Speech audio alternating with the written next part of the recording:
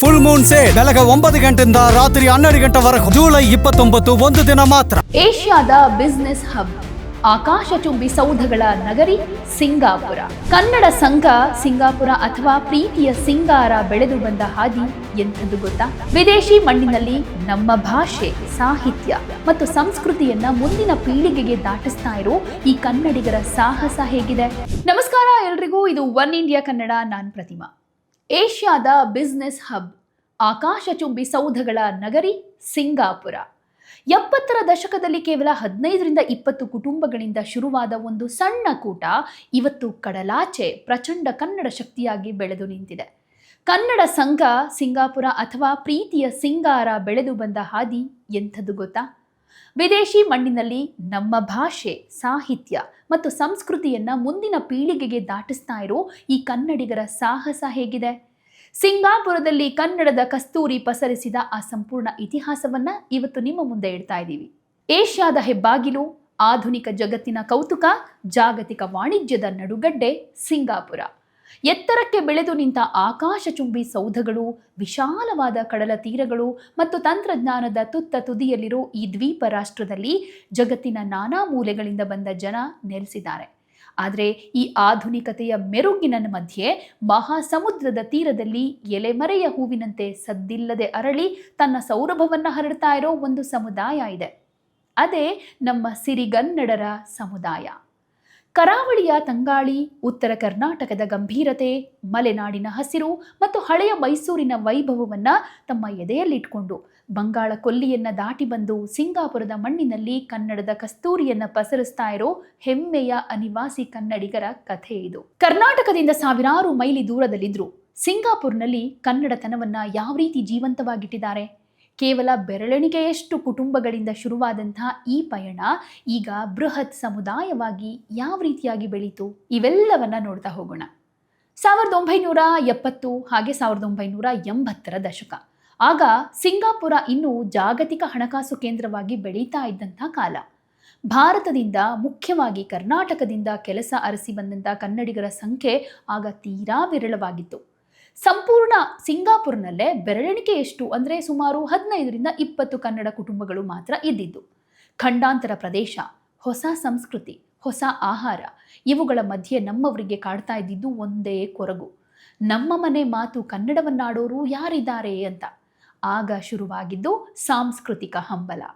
1988ರ ಸುಮಾರಿಗೆ ಈ ಸಣ್ಣ ಕುಟುಂಬಗಳು ಯುಗಾದಿ ಹಬ್ಬದ ನೆಪದಲ್ಲಿ ಒಬ್ರನ್ನೊಬ್ರು ಮನೆಗೆ ಕರೆದು ಹೋಳಿಗೆ ಉಣ್ಣಿಸೋದ್ರ ಮೂಲಕ ಒಂದಾಗೋದಕ್ಕೆ ಶುರು ಮಾಡಿದ್ರು. ಕಸ್ತೂರಿ ಕಂಪಿನ ಹೆಸರಲ್ಲಿ ಸಣ್ಣ ಪುಟ್ಟ ನಾಟಕಗಳು, ಗೃಹ ಸಮ್ಮಿಲನಗಳು ರೂಪುಗೊಂಡ್ವು. 1996ರಲ್ಲಿ ಇತಿಹಾಸದ ಸುವರ್ಣ ಅಧ್ಯಾಯ ಅಂತ ಹೇಳ್ಬೋದು. 90ರ ದಶಕದ ಉತ್ತರಾರ್ಧದಲ್ಲಿ ಐಟಿ ಮತ್ತು ಎಂಜಿನಿಯರಿಂಗ್ ಕ್ಷೇತ್ರಗಳ ಬೆಳವಣಿಗೆಯಿಂದ ಭಾರತದಿಂದ ಸಿಂಗಾಪುರಕ್ಕೆ ಬರುವಂತಹ ಕನ್ನಡಿಗರ ಸಂಖ್ಯೆ ಏಕಾಏಕಿ ಜಾಸ್ತಿ ಆಯಿತು.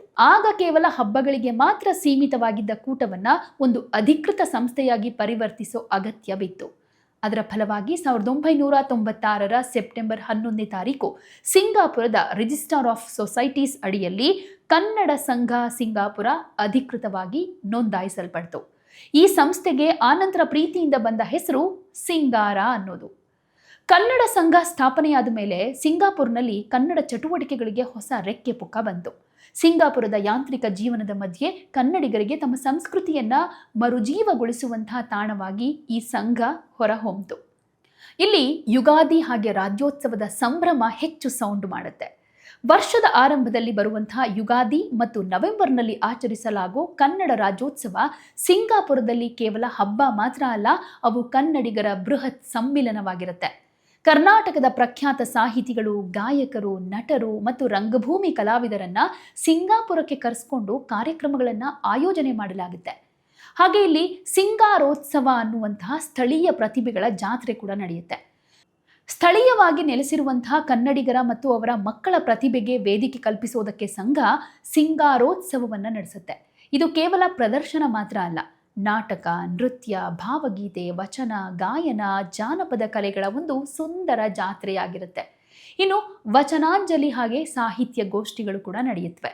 ಸಿಂಗಾಪುರದ ಕನ್ನಡಿಗರು ಕೇವಲ ಮನೋರಂಜನೆಗೆ ಸೀಮಿತ ಮಾತ್ರ ಅಲ್ಲ, ಬಸವಣ್ಣನವರ ವಚನ ಸಾಹಿತ್ಯದ ತತ್ವಗಳನ್ನು ಪಸರಿಸೋದಕ್ಕೆ ವಚನಾಂಜಲಿ ಸ್ಪರ್ಧೆಗಳನ್ನು ಮತ್ತು ಕಾವ್ಯ ವಾಚನಗಳನ್ನು ನಿರಂತರವಾಗಿ ನಡೆಸಲಾಗ್ತಾ ಇದೆ.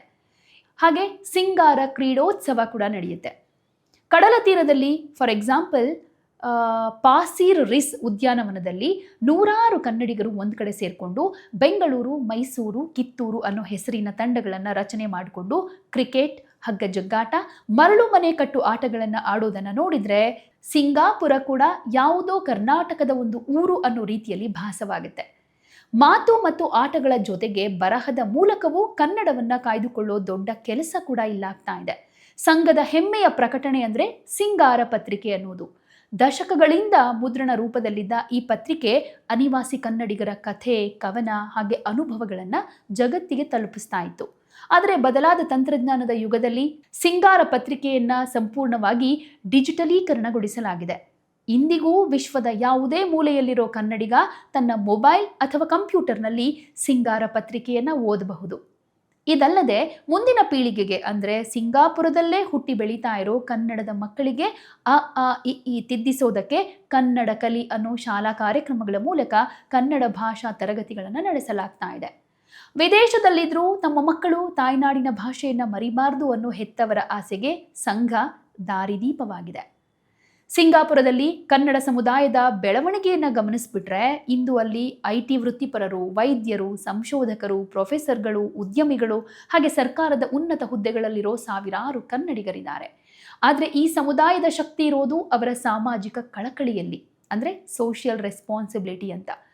ಇನ್ನು ಆರೋಗ್ಯದ ಜಾಗೃತಿ ಅಂತ ಬಂದಾಗ ಡಯಾಬಿಟಿಸ್ ಸಿಂಗಾಪುರದಂತಹ ಸ್ಥಳೀಯ ಆರೋಗ್ಯ ಸಂಸ್ಥೆಗಳ ಜೊತೆ ಕೈಜೋಡಿಸಿ ಆರೋಗ್ಯ ಜಾಗೃತಿ ಉಪನ್ಯಾಸಗಳು ಹಾಗೆ ಲಸಿಕಾ ಶಿಬಿರಗಳನ್ನು ಸಂಘ ಆಯೋಜನೆ ಮಾಡುತ್ತೆ. ಮಾತೃನಾಡಿಗೆ ನೆರವು ನೀಡೋ ಕೆಲಸವನ್ನು ಕೂಡ ಮಾಡ್ಕೊಂಡು ಬರ್ತಾ ಇದೆ. ಕರ್ನಾಟಕದಲ್ಲಿ ಬರಗಾಲ ಅಥವಾ ಯಾವುದೇ ತುರ್ತು ಪರಿಸ್ಥಿತಿ ಬಂದರೆ ನಮ್ಮ ಕನ್ನಡಿಗರು ತಕ್ಷಣವೇ ಸ್ಪಂದಿಸಿ ಪರಿಹಾರ ನಿಧಿಯನ್ನು ಕಳಿಸ್ಕೊಡೋ ಉದಾರತೆಯನ್ನು ತೋರಿಸ್ತಿದ್ದಾರೆ.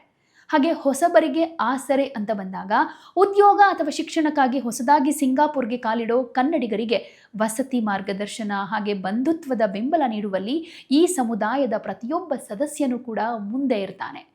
ಸಿಂಗಾಪುರದಂತಹ ಶಿಸ್ತುಬದ್ಧ ಕಾನೂನುಬದ್ಧ ದೇಶದಲ್ಲಿ ಕನ್ನಡ ಸಮುದಾಯ ಅಲ್ಲಿನ ನಿಯಮಗಳನ್ನು ಗೌರವಿಸಿಕೊಂಡು ಸ್ಥಳೀಯ ಸಮುದಾಯಗಳ ಜೊತೆ ಸೌಹಾರ್ದತೆಯಿಂದ ಬಾಳ್ತಾ ಕನ್ನಡಿಗರೆಂದರೆ ಶಿಸ್ತು ಮತ್ತು ಸಂಸ್ಕೃತಿಯ ಪ್ರತೀಕ ಅನ್ನೋ ನಂಬಿಕೆಯನ್ನು ಗಳಿಸ್ಕೊಂಡಿದೆ. ಬೆಳಿಗ್ಗೆ ಎದ್ರೆ ಸಿಂಗಾಪುರ್ನ ಅತ್ಯಾಧುನಿಕ ಮೆಟ್ರೋ ರೈಲ್ನಲ್ಲಿ ಪ್ರಯಾಣಿಸಬಹುದು, ಚೈನಾ ಟೌನ್ ಅಥವಾ ಮರೀನಾ ಬೇ ಸ್ಯಾಂಡ್ಸ್ ಮುಂದೆ ಕೆಲಸ ಮಾಡಬಹುದು. ಆದರೆ ಸಂಜೆಯಾಗ್ತಾ ಇದ್ದ ಹಾಗೆ ತಮ್ಮ ಮನೆಗಳಲ್ಲಿ ಮದ್ದೂರು ವಡೆ, ಚೌಚೌಬಾತ್, ಸವಿತಾ ವಚನಗಳನ್ನು ಗುನುಕ್ತಾ ಮಕ್ಕಳಿಗೆ ಕುಮಾರವ್ಯಾಸ ಭಾರತದ ಕಥೆಗಳನ್ನು ಹೇಳ್ಕೊಡ್ತಾರೆ. ಕರಾವಳಿಯ ಅಲೆಯ ಸದ್ದು, ಬಯಲು ಸೀಮೆಯ ಮಣ್ಣಿನ ವಾಸನೆ, ಮಲೆನಾಡಿನ ಮಳೆಯ ನೆನಪುಗಳನ್ನು ಕಡಲಾಚೆ ದ್ವೀಪದಲ್ಲೂ ಹಸಿರಾಗಿಟ್ಟಿರೋ ಕನ್ನಡ ಸಂಘ ಹಾಗೆ ಅಲ್ಲಿರುವಂತಹ ಪ್ರತಿಯೊಬ್ಬ ಕನ್ನಡಿಗನಿಗೂ ನಮ್ಮದೊಂದು ಸಾಷ್ಟಾಂಗ ನಮಸ್ಕಾರ. ಭಾಷೆ ಅನ್ನೋದು ಕೇವಲ ಗಡಿಗಳಿಗೆ ಸೀಮಿತ ಅಲ್ಲ, ಅದು ಹೃದಯದ ಭಾಷೆ ಅನ್ನೋದನ್ನು ನಿರೂಪಿಸಿರೋ ಈ ಸಮುದಾಯದ ಪಯಣ ಹೀಗೆ ಮುಂದುವರಿಯಲಿ. ಕಡಲಾಚೆಯಲ್ಲೂ ಸಿರಿಗನ್ನಡಂ ಗೆಲ್ಗೆ, ಸಿರಿಗನ್ನಡಂ ಬಾಳ್ಗೆ.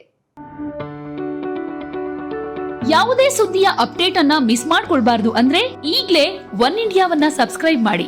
ನಿಮಗೆ ಬೇಕಾದ ಭಾಷೆಯಲ್ಲಿ ಎಲ್ಲಾ ಸುದ್ದಿ ತಿಳಿಬೇಕು ಅಂದ್ರೆ ಒನ್ ಇಂಡಿಯಾ ಆಪ್ ಅನ್ನ ಡೌನ್ಲೋಡ್ ಮಾಡ್ಕೊಳ್ಳಿ.